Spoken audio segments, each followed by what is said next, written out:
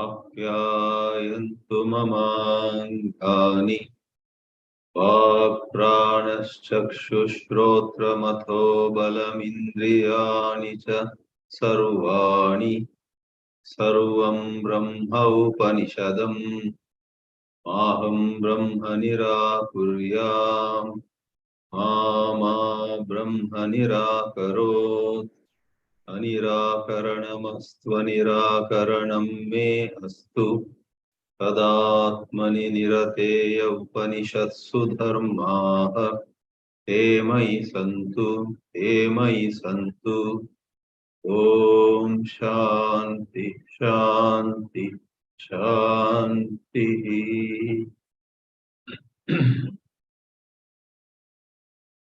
Getting closer to the end of this 7th chapter of the Chāndogya Upanishad, we have in this session the 25th section of the Adhyaya. In the last section, we had ample guidance or directions or pointers to what this bhūma is. It was stated that this bhūma has the lakshanas. Lakshana means pointers. It was said, yatra nānyat pashyati, nānyat shrinoti,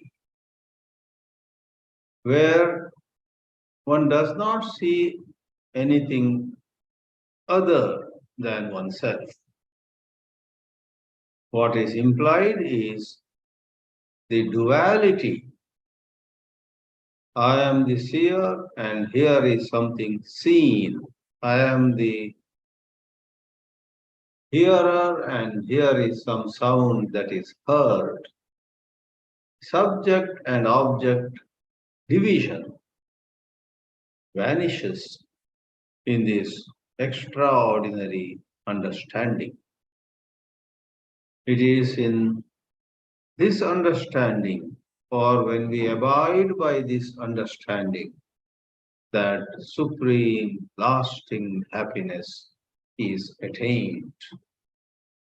Anything that is marked by division, duality, is the cause, is the womb of sorrow, said Sanat-kumāra. And in the second mantra of the previous section, the Upanishad answered the question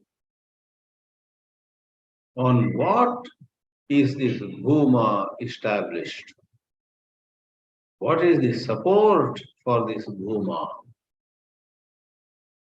And it was said that this is not like any situation in the world where, for example, somebody has a lot of wealth and because he presides over a lot of wealth, the whole town may respect him a lot.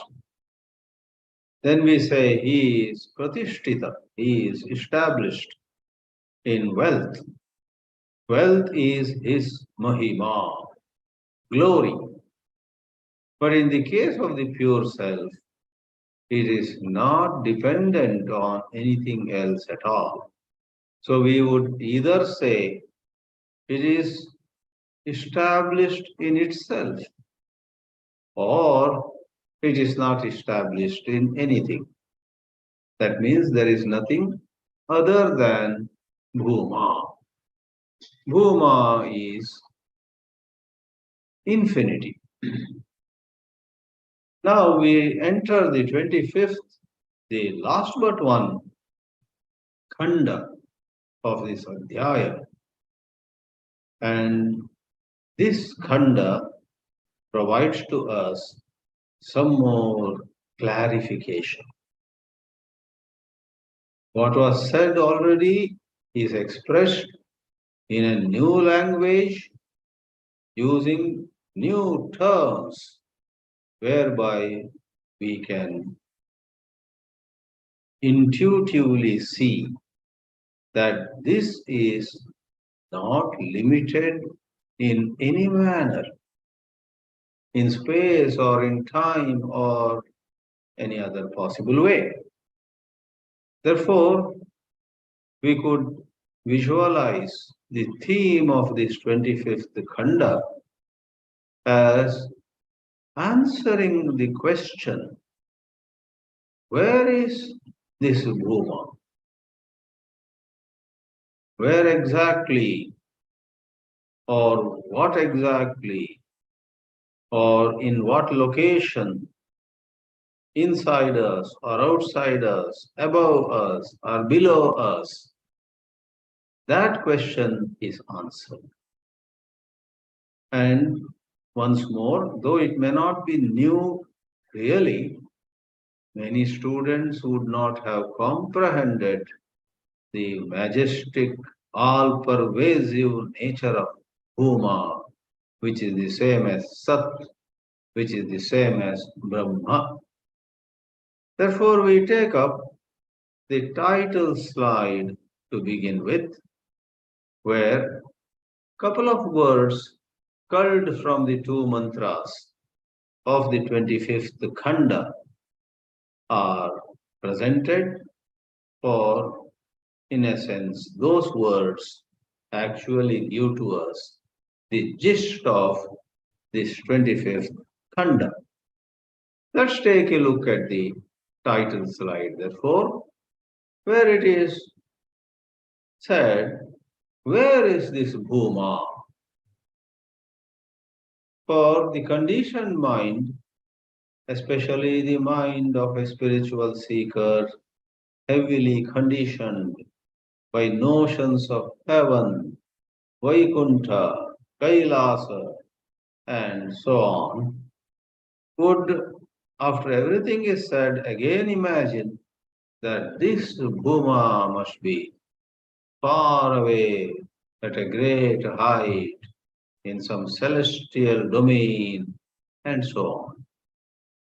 To clarify on this point, the two mantras of this 25th Khanda say, Sa eva idam sarvam. Don't ask where, in which location, etc. Anything and everything, sarvam.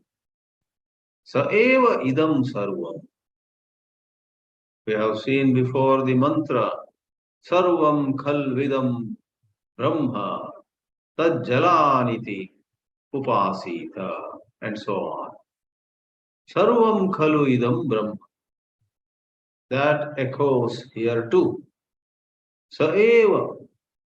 Saha is masculine pronoun. For bhūma, grammatically, is masculine. If the word in question were Sat or Tat or Brahma, the pronoun would have been Tat, Tat Sarvam. But here, Saha eva idam sarvam. Saha is Pullinga. Sa eva idam sarvam. And we have culled another couple of words a little down in the mantra. Ahameva idam sarvam. I alone. Because all said and done, once more I would say, the mind heavily conditioned by duality would again say, all right, this bhūma is everything, and I must know this bhūma. I am the one who has to know bhūma, and therefore the bhūma to be known must be different from me.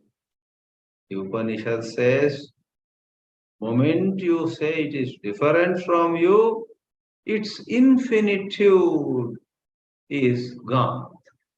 For you, however tiny you may be, limit the bhūma, and the bhūma limits you. Where there are two, A and B, A limits B, B limits A. unless one of them is the truth and the other is a mere appearance. Atma eva idam sarvam is the last part. Because even after aham eva idam sarvam is said, somebody may say, Shankaracharya goes into this logic. A student may say, okay, I am everything. But what is this I? This personality, this body, this mind. No.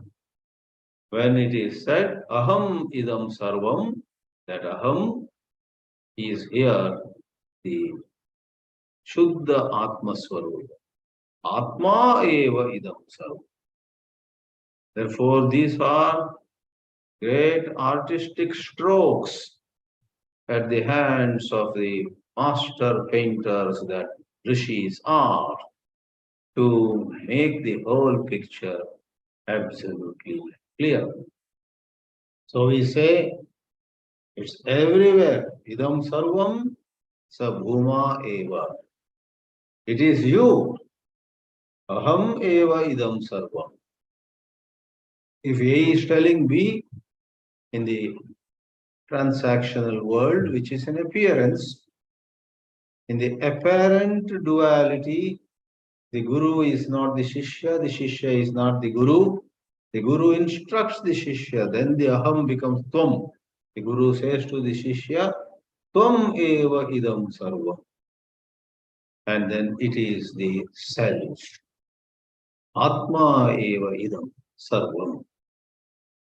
In order to convey this, how absolutely everything is bhūma, appearing maybe in this or that form, the two mantras proceed. We will see now the full first mantra of the 25th khanda of Saptama Adhyaya.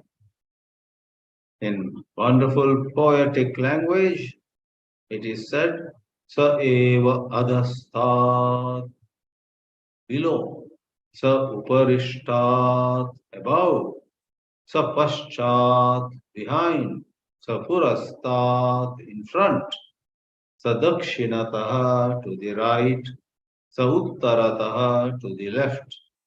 Or dakshina and uttara can mean south and north also. Sa eva idam sarvam. This is what we had picked up to put it in the title slide. Sa eva idam sarvam iti. And then to allay any confusion that oneself is different from this bhūma, to say that you are bhūma. Bhūma itself is everything. You are everything.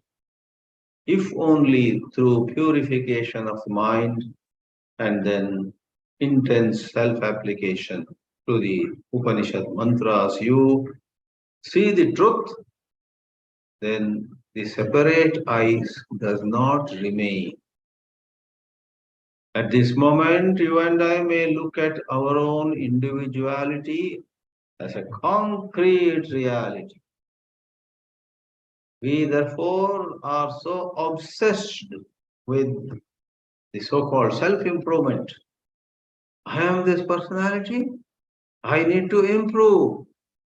Students want to improve their memory power. Athletes want to improve their stamina and muscular strength. Singers want to improve their voice. Speakers want to improve their material and presentation. Everybody wants to improve oneself. The spiritual seekers constantly blame themselves for their shortcomings and dream of becoming perfect. A Jain monk once came walking a long distance to meet J. Krishnamurti. Krishnamurti was about to go in to his bedroom, but somebody said a monk has come and walked a long distance, traveled a long distance. And Krishnamurti looks back and meets the Jain monk. And that monk apparently has done a lot of austerities for some 25 years, but does not have true peace of mind. The monk confesses, I still have certain self-rejection. I don't accept myself as I am. Why am I like this? Why can I not be that way or this way? And Krishnamurti answers in a way that has a distinct flavor of the Upanishadic teachings. Krishnamurti says, do you realize that thought is battling with thought? Thought is having a conflict with thought. Thought is trying to control thought. Why are you getting into it? Why don't you see the play of thoughts? Why don't you see the battle between thoughts? One thought saying, this is what you are, labeling you in some way. Another thought, more loudly, is saying, this is what you should have been, you should be. And time is running out. Your life may go to waste. And then third thought may say, no, have hope. You are only 56 now. Your father died at the age of 70. Maybe you also will die at the age of 70. That means you have 14 years left, 56 to 70. And increase your effort. Sleep less, eat less, talk less, and meditate more. Control yourself more. Stiffen. Don't relax. Stiffen up your muscles. And so on. Another thought is saying. And a whole lot of self-help books. This is my elaboration for what Krishnaji said. Krishnaji had said just a couple of sentences. How thought is battling thought. But elaborating it from my side, I am saying, go to any bookshop. It's a big section of self-help. Do these 3 ways to find happiness, 4 ways to get excellence, 7 ways to become an excellent leader, so on and so forth. Self-help books is a big industry. Somebody wrote a book, how to use self-help books properly. How to properly use self-help books. And somebody else made a nasty comment. Don't you ever read any self-help book? If self-help books help anybody, it is the author whom they help. Whipped up the authors. Anyway, coming back to the essential insight that Krishnamurti shared with that monk, can you watch thoughts? Can you notice thoughts conditioned in their own ways? Different thoughts arise in us, and each thought carries with it the burden of past conditioning. One thought compares you with a classmate of yours who is today a very rich person in Germany, earning 100 times more than what you are sitting in Hyderabad. Why didn't you go to Germany and why didn't he stay in Hyderabad? One thought says, and you get baffled, really? Should I have gone to Germany? And maybe my classmates should not have gone abroad at all. How come I remained here? Oh, how foolish. Why are you giving such importance to settling in Germany? Why are you looking at staying in Hyderabad or some city of India by itself as a disadvantage? This is called conditioning. some memory, some experience, something you read, something you heard, something you saw, and essentially you didn't understand it fully. Half understood, half digested experience leaves behind a residue, and that is called conditioning. So, to conclude the reference to Jiddu Krishnamurti, as Krishnaji said to that monk, thoughts are battling, thoughts are fighting.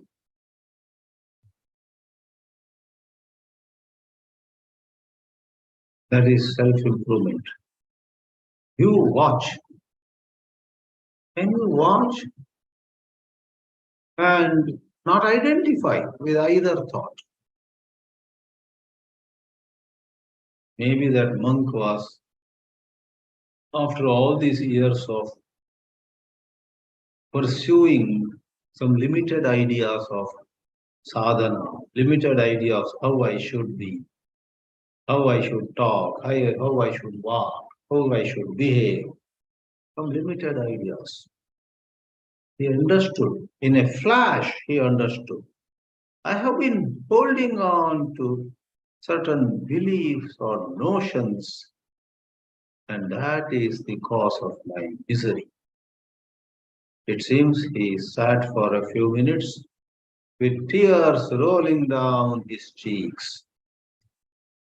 And then he bowed down for Krishnaji and said something like, I am grateful to you. I won't come again to you. This matter is sorted out. Quietly he got up, walked away. He had tears in his eyes, for he could clearly see. In the name of spirituality, in the name of tapas, in the name of austerity, in the name of discipline, in the name of a person of right conduct and so on and so forth, he actually had put intelligence to the back seat and foolishly was embracing certain ideas.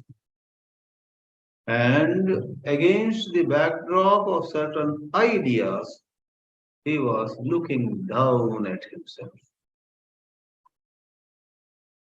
Coming back here, somebody conditioned by the idea, I am this body. Even though the earlier mantra said, Aham, rather, the earlier mantra had said, Ahamadesha. Ahankara comes here. So it says everything in the title slide we had already taken this word. Ahameva sarvam. Right? So this mantra is the first mantra only. Though it was said, bhūma is everything, yet the student could put himself apart. Bhūma is everything, but I am yet to know bhūma. You are the one who is referred to as bhūma. Do not separate yourself. Therefore, it is said here, bhūma is below, bhūma is above, bhūma is behind and in front and to the right, to the left, etc. And then ahankara adesha. This ahankara is not ego here, please note.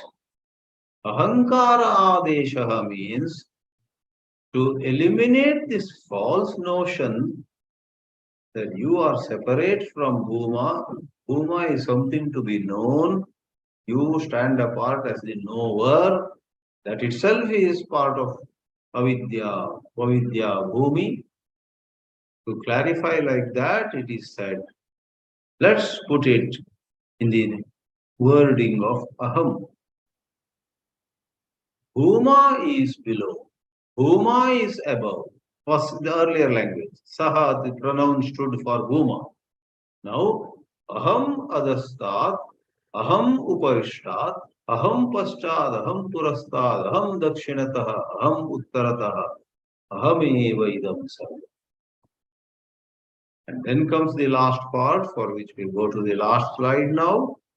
Even when initially bhūma was mentioned, then aham was mentioned, this wonderful student can slip from one error into another error. And what is the new error? He takes the word aham as the body. So to tell him why aham, we don't mean the body, we don't mean the ego. The aham here is not ego. Aham is the pure I, which elsewhere we call Atma. Ata ataha Atma adesha. Atma adesha. Atma adesha. Eva. Atma eva adastat. Atma uparishtad. Atma paschad. Atma purastad. Atma dakshinatah. Atma uttaratah. Atma eva idam sarvam iti. Therefore, by saying bhūma is everything, there is nothing other than bhūma, then clarifying aham is everything, there is nothing other than aham. Someone rightly said, in alphabets of Indian languages, Sanskrit or Kannada or any, it all begins with a, e, u, and so on, vowels. Then kaka, gagana, cha, cha, jajana, tata, dadana, tata, dadana, papa, papa, yara, lava, shasa, sa, ha.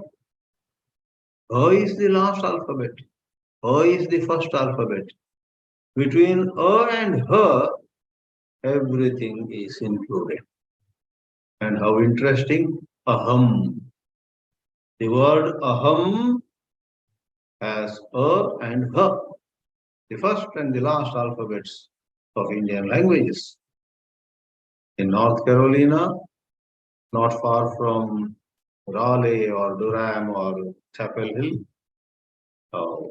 you have a little town, and there is an organization, aham, Association of Happiness for All Mankind. That is the expansion. AHAM, Association of Happiness for All Mankind.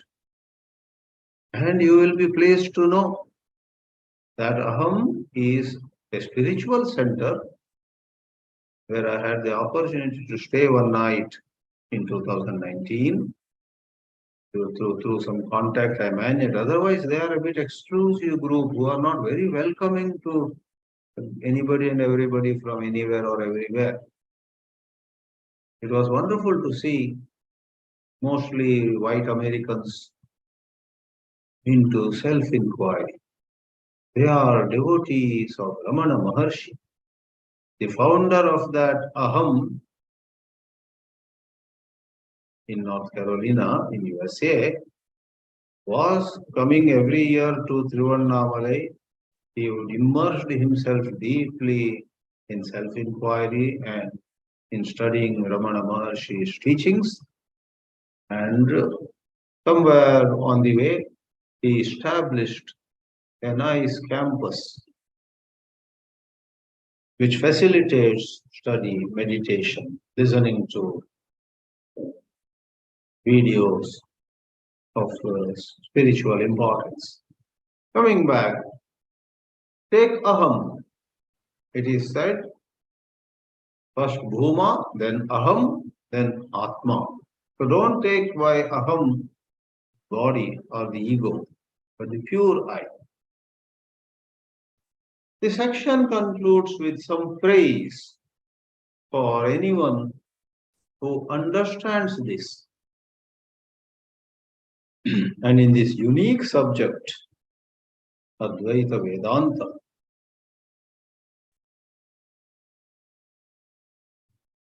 one who understands does not stand apart from the understanding. Oneself is the understanding. Do not make a division. I am the student who have understood, and here is this understanding, and there is the book that gave me the. No, no, no. The book, the guru, the message, and you, all of it are discovered as one thing.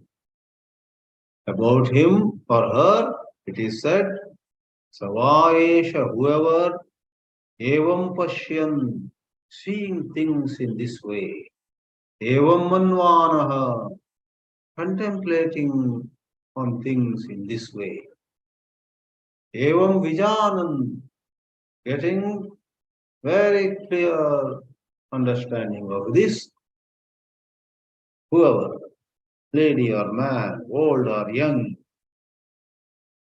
so on and so forth, becomes Atmarati. All his enjoyment now is in the Atma, not in any external object. External object, external pleasures and pain, etc., are an appearance on the truth. This person is anchored in truth. Atma Krida. By two words, enjoying oneself and playing with oneself. Sometimes people have a notion. Enjoying with objects, one category, and enjoying with people, companions, friends, and so on, another category. So, whether it is objects, inert objects, food, drink, etc., or people, friends, family members, etc., and Atma Mituna. But don't you need something with which you engage and you are happy? Mituna means pairing up. No, here all pairing up is within the Atma. Atma Ananda, all bliss is within oneself. Swasvarad bhavati. Swa means by oneself, Rat means shining, shines by oneself. Tasya sarveshu lokeshu kamacharo. Kamachara has come many times in this 7th chapter, this word. Kamachara means yatha kamam charati. One then moves about the way one wants. One hardly has any wants, that's a different issue. Meaning he is or she is utterly free. Sarveshu lokeshu. Wherever she goes, she is happy and she has free movement. She doesn't feel low. Her spirits don't go low. Let's say when she joins a bunch of poets and she herself is not a poet. No problem. All the poetry that these women and men are coming out with is mine only. Next day she is with some politicians, looking at their power, looking at their status, looking at how many followers they have. Her heart does not sink. She has died to this business of becoming. If you are a serious student of Vedanta and have understood Vedanta very well, you die to all your worldly dreams.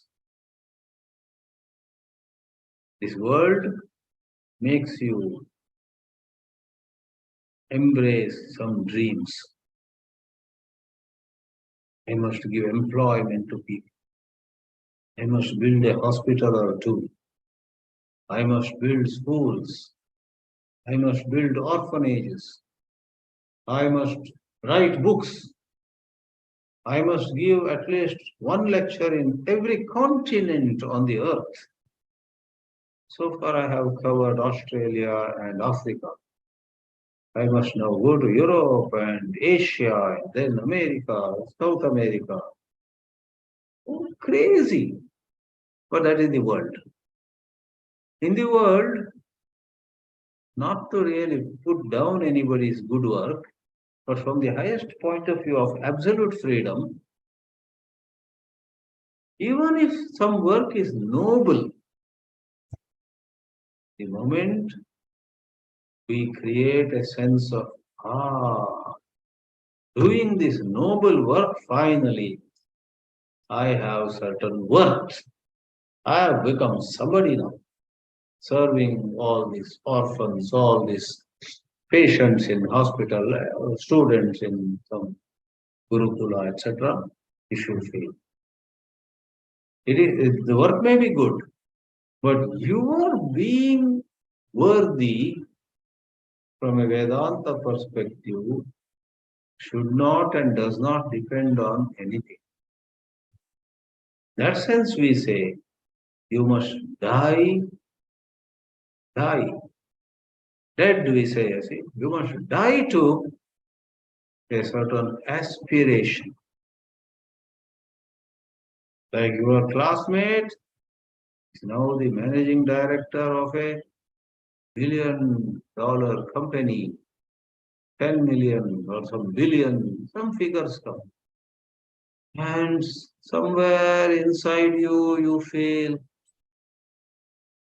I wish I had gone to that height.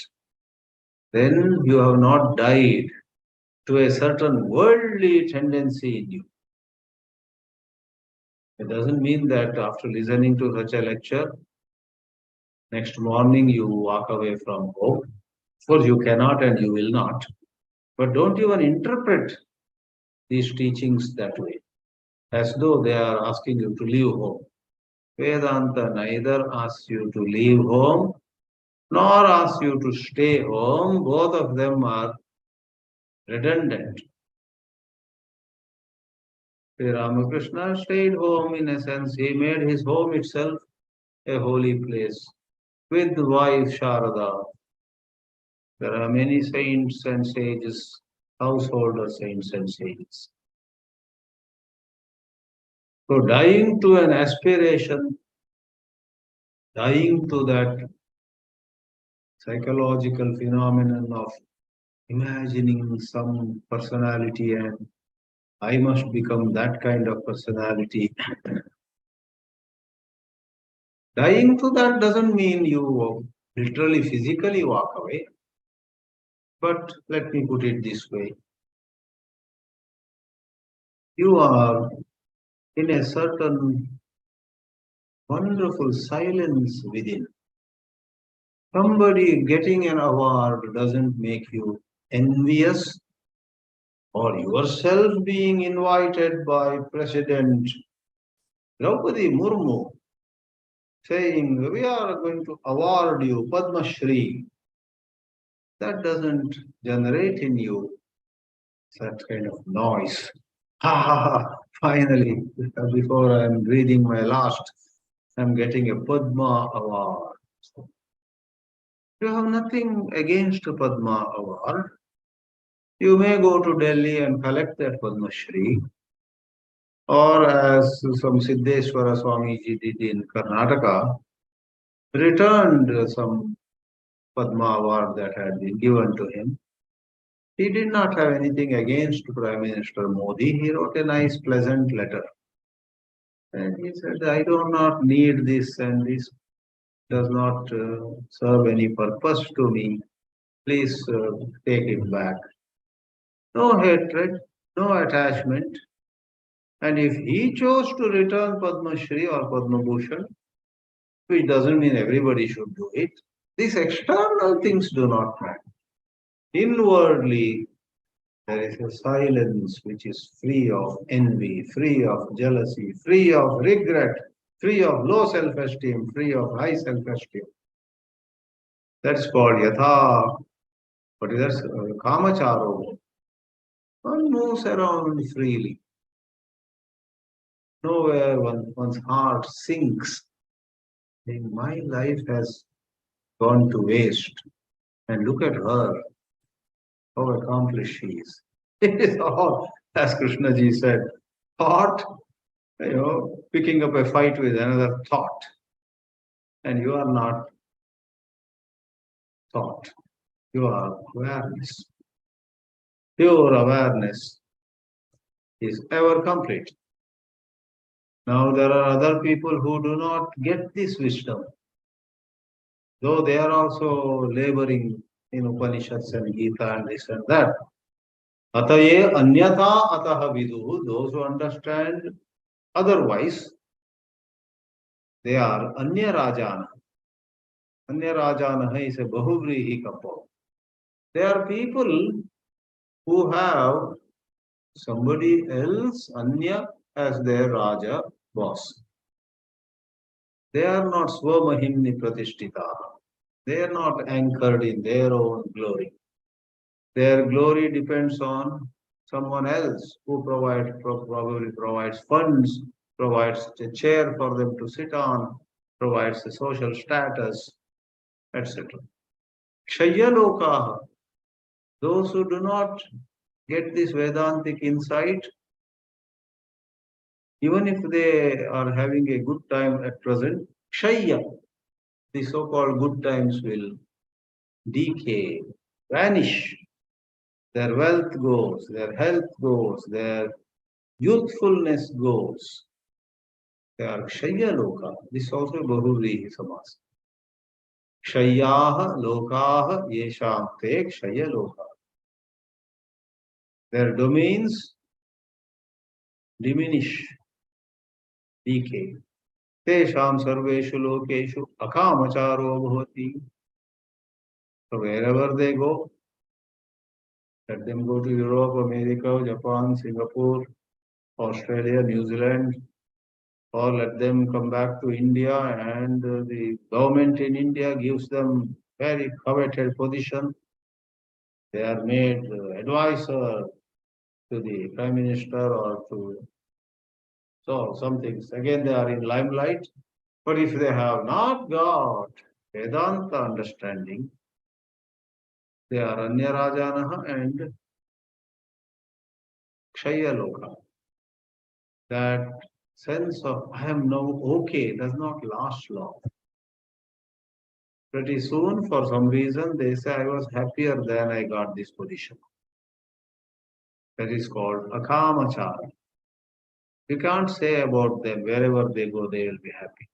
On the contrary happens. Wherever they go, they find another new way of becoming unhappy. Thus, the 25th Khanda comes to an end. In the next class, next Friday, we shall take up the 26th section and complete this 7th chapter. Namah Paramarashibhyo, Namah Paramarashibhyo.